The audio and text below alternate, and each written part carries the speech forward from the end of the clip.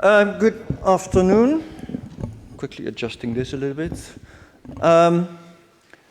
Very great pleasure to be here, and my name is Fred Spoor, and this paper is a joint effort with my postdoc Hester Hanegraef, who is also here somewhere if you have questions about certain things that I will point out to you later on. I'm sure she's more than happy to answer that to you. Let me start off by thanking Jean-Jacques Hublin for inviting us to participate in this symposium. And perhaps it's appropriate that I briefly mention that I met Yves Coppens on a number of occasions, going back to the sort of mid-1980s, where as an over-enthusiastic student we would come from the Netherlands to visit Paris. There were various research links that we had with the Musée d'Histoire Naturelle. He was always a great host to see in Paris, going over to the Musée de l'Homme, and he was also very instrumental, which is an enormous privilege with hindsight, that he managed to get us into the original of Lascaux. So it was one of those great life experiences to been there, and I thank that to Yves as well at the time. So the talk, what I will talk about fits in the general theme, as Bernard Wood has pointed out, the question about multiple species at one time in the course of human evolution. And in particular then, I will talk about a period that is not an official sort of name for a geological time period, but is colloquially known as the middle or the Mid-Pliocene, between approximately 3 and 4 million years. And as we can see here in the title, once upon a time, like a fairy tale, once upon a time it was really, life was relatively simple, because anything before 3 million, after Australopithecus afarensis had been discovered in the very early 1970s, it was very clear that this was the mother to us all, and it was a one single root that then diversified in multiple taxa at a period younger than 3 million. And that was really, when I sort of started, that was the gospel, and that continued to be the gospel to this day for some people, that there is this very distinct single root with a radiation later on. And that sort of is very dominated by Australopithecus. There may be some other taxa before that, but it still continues to be this one lineage before. And then in 1996, as we've already heard a little bit, Michel Brunet threw sort of a challenge out there in multiple ways, not least because he came up with some very old fossil material that was not in Eastern Africa, but was in Chad, as we've seen this morning. 3.6, so right in the middle of the Australopithecus afarensis time period, 1996. He named a new species, Australopithecus barrel-ghazali. Then the team that I work with, under the guidance of Mief Leakey at the time, in 2001 we published a new taxon that we named as a species Platyops, and we made the name Kenyanthropus available. Could be Kenyanthropus platyops. Some people prefer to call it Australopithecus platyops. That's also fine. It's really it's more important that it's a distinct species, that we thought and think that it's different from Australopithecus afarensis. 2001, 2012, we move on quite a little bit. A major event, really. The group under the directorship of Johannes Haile Selassie published this foot skeleton that is clearly, and I think with great broad consensus acceptance, is not Australopithecus afarensis, is 3.4 million years old, and is indeed found in the heartland where Australopithecus afarensis is found. And that's perhaps, you could argue, if you go in the most minimalist way, where you really want to compact things as much as possible, this will always be the evidence for species diversity that is very difficult to argue against. However, because it's a foot skeleton that we know is different from A. afarensis, but what it actually is with what kind of cranial material it belongs remains to this day, remains unknown and debated. So it could be a late surviving Ardipithecus, it could be another species of Australopithecus, it could in principle be belong to that skull that I published with Mivligi, Kenyanthropus platyops.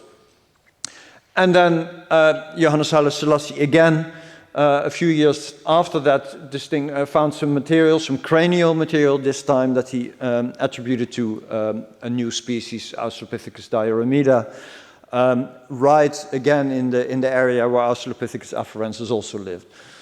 So in other words, a new situation claims suddenly for multiple things happening between 3 and 4 million years ago, and on top of this, as we heard 2 talks previously, the dating for South African Australopithecus africanus also extended suddenly really back into the Mid-Pliocene here in light green, so that would contribute even more to diversity. That raises, of course, the question, and is this really correct, or are we just exaggerating how many species there are and they're just regional variants? What exactly is going on? After Australopithecus dioremida was found and had as holotype an upper jaw, a maxilla, we realized that was an interesting way of investigating, because the part of the cranium that is the holotype, so the characteristic fossil for the species Kenyanthropus platyops, most of those features that define that species are also in the maxilla. So the maxilla is really a central part of all of this, and sort of a preliminary study we published on the basis of landmark analysis.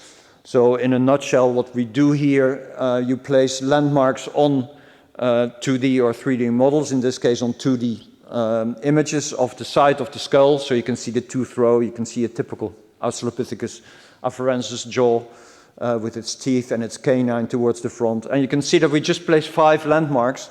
Doesn't look like much, but they're very strategically placed, because if you look here at the front, from the nose opening, which actually sits behind the bone here, but the opening of the nose, the floor of the nose, to the front of the snout, that sort of gives an idea about prognatism, about how steeply angled, how snouty the jaw actually is.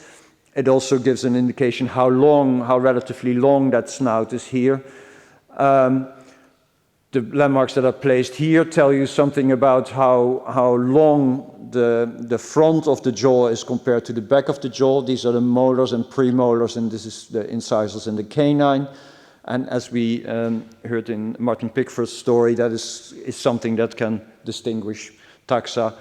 It also tells you something about how far forward this is projected.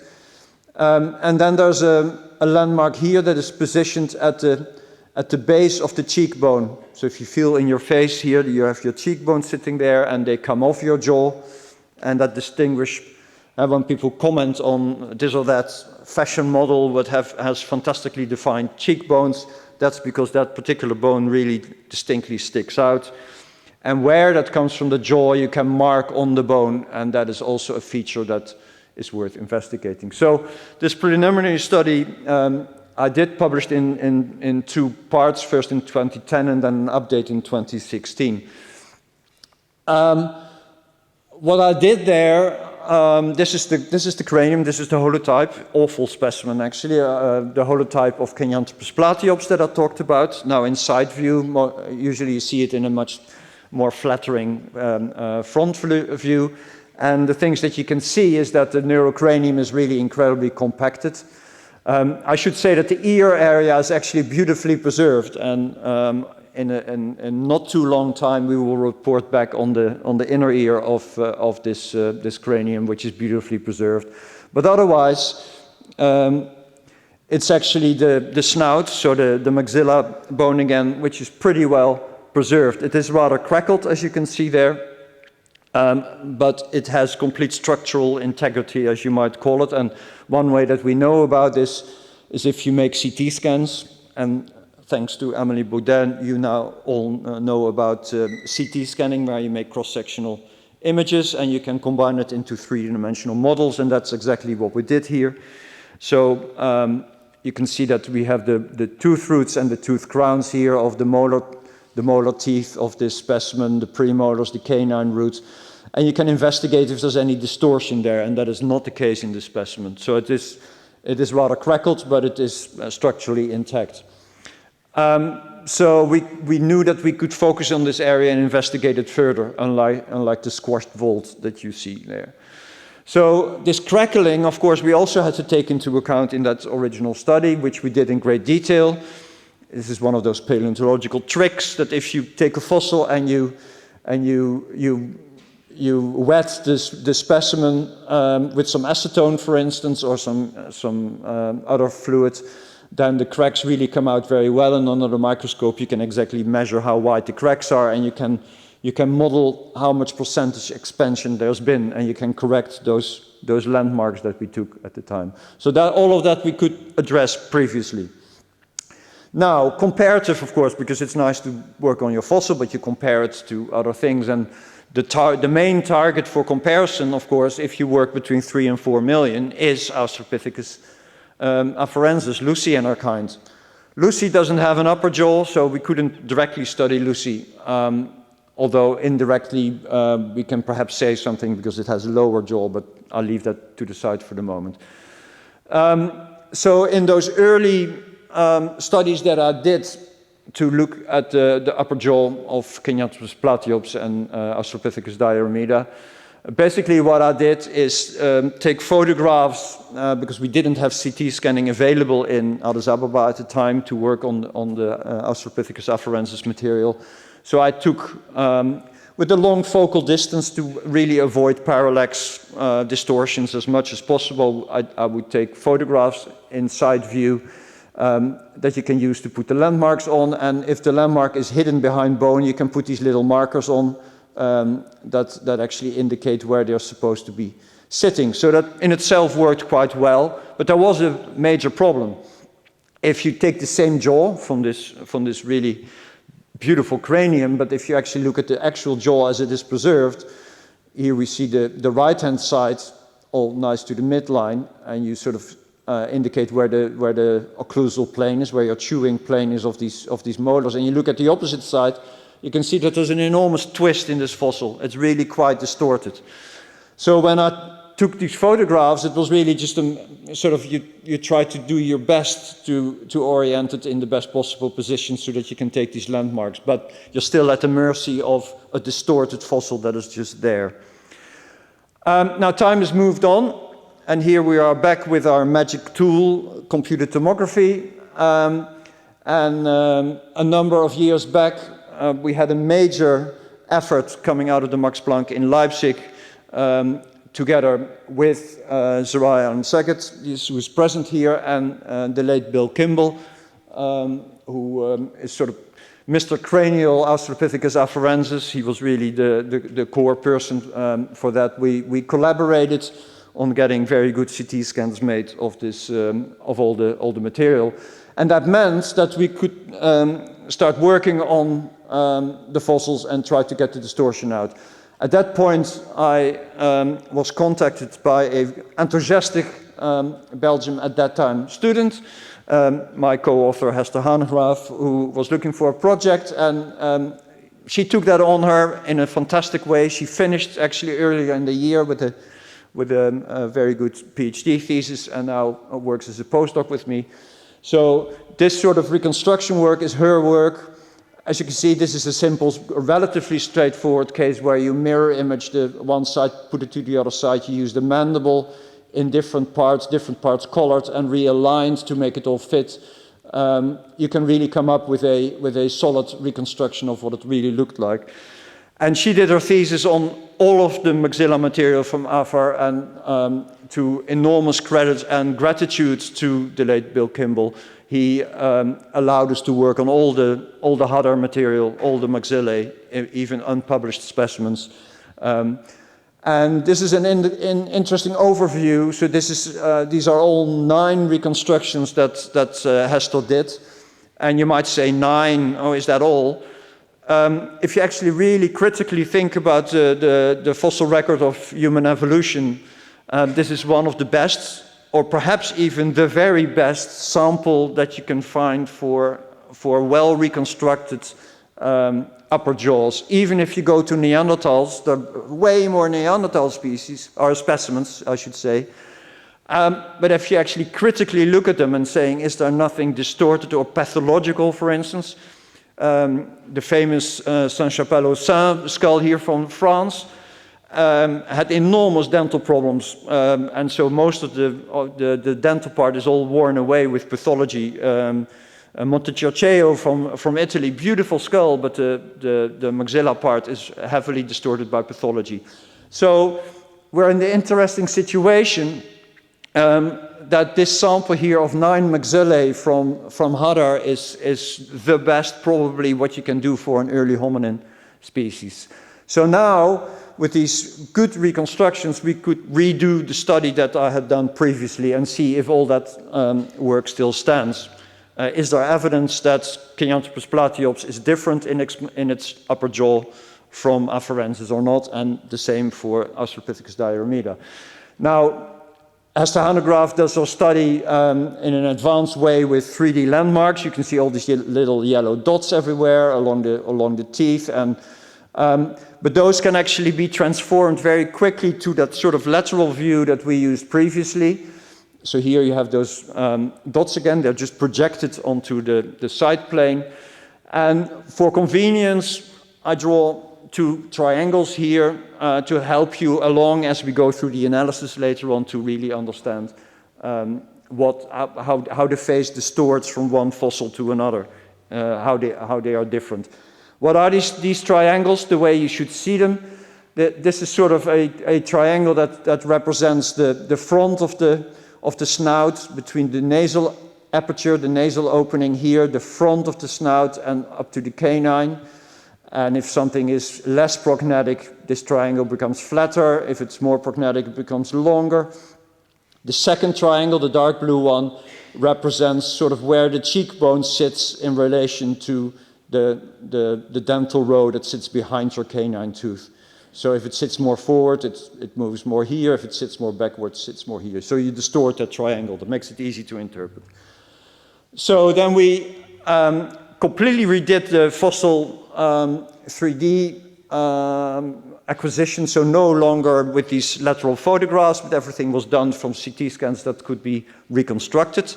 Consequently, the sample is a little bit different because there were certain specimens, particularly from South Africa, that were really not fit for purpose if you would do it in this really dedicated, careful way.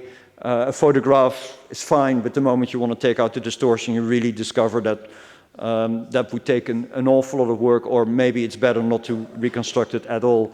So we have a few specimens, fewer in the Robustus and the Africanus range. But of course, there are quite a bit more of afarensis in there because I didn't have everything preserved. So if you take those landmarks and you do an analysis, and that's called a principal component analysis, it basically looks at the configuration of these dots and how they group together and where the main differences are. This statistical analysis peels apart of what the big differences are and what the somewhat smaller ones were, and what are the differences that are not particularly relevant. Now, what do we see here? On the first principal component, which basically takes out the really big differences that you see, we see a clear distinction between Australopithecus, both Africanus and afarensis, and Paranthropus on this side. This is both Paranthropus robustus, Paranthropus boisei here, and Paranthropus ethiopicus here at the top, overlapping. They nicely form a cluster on PC1. On PC2, we see a separation between Australopithecus afarensis and Australopithecus africanus, the 3 specimens that we could do over here. Interestingly enough, Australopithecus anamensis, which is the oldest of the 3, sits in the middle right here. We will go in a bit more detail what's going on with what these differences represent, but let's quickly have a look what we can see from these little triangles here. The most distinct difference between those two extremes on either side, as you can see, is that position of your cheekbones that really moves forward, and in Paranthropus it sits basically in the line between the nasal aperture and the point of the nose. So this point here on the chimpanzee would really completely move forward to here. That's a very extreme type of morphology. Interestingly enough, on PC2, which is perpendicular to, so that's a completely independent type of difference, you also find an effect, seemingly at least, also an effect of the zygomatic root that moves around. You can see that this sticks a bit more forward there, but it is under 90 degrees. Where that comes from, I will show you in a moment. First of all, what about our two species? There's Kenyanthropus platyops, so it's clear a distinction from Australopithecus afarensis. Here the core, here a clear shift towards Paranthropus for this cranium here. What about Australopithecus diarrhemida? Actually it sits up here. So you could say in its maxilla, in the way the maxilla is built, the architecture of the maxilla, you could interpret it as Australopithecus africanus on steroids. It's sort of the same trend that we had between those two species, but then taken a little bit further. So clearly different.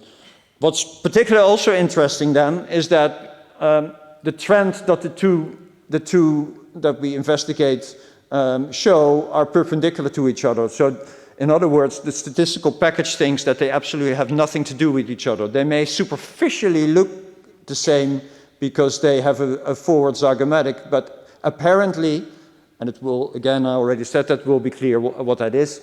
Apparently, those are two completely different underlying patterns that you can see. First of all, we have to do a quick bit of statistics because there's always cynics in the audience that say, yes, these dots fall in different places, but that can be just random occurrence and maybe, that means nothing. So if we do some clever statistics on this, then we find that the difference between the skull of Kenyanthropus platyops is highly significantly different from those Afarensis africanus and robustus, even from robustus, where it sits quite close to different. And the same applies, although to somewhat lesser extent, for the diarrhemida holotype maxilla. It's still significantly different from Australopithecus afarensis as well, at just under 5%.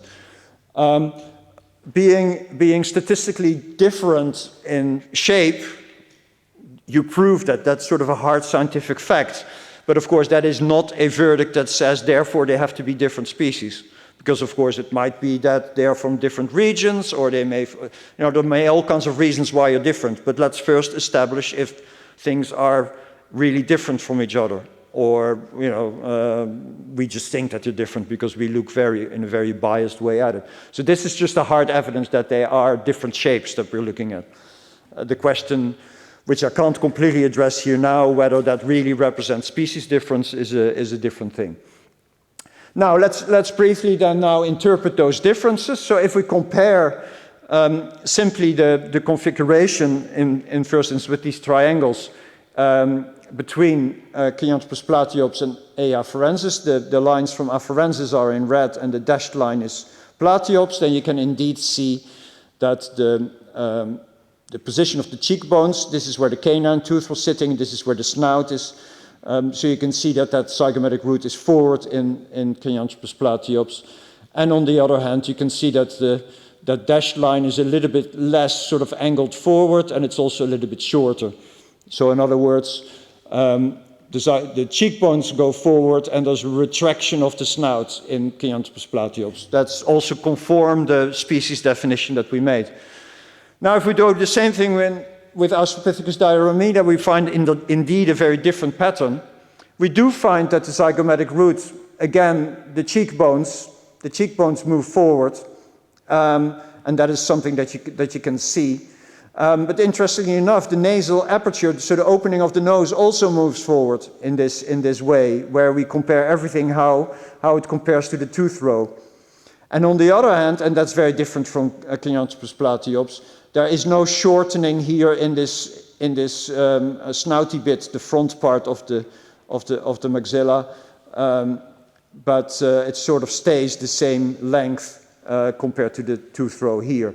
Now, biologically speaking, talking about the cheekbones and the nose coming forward is of course a little bit silly, because that's not how you think about how things move when you get evolution of the skull.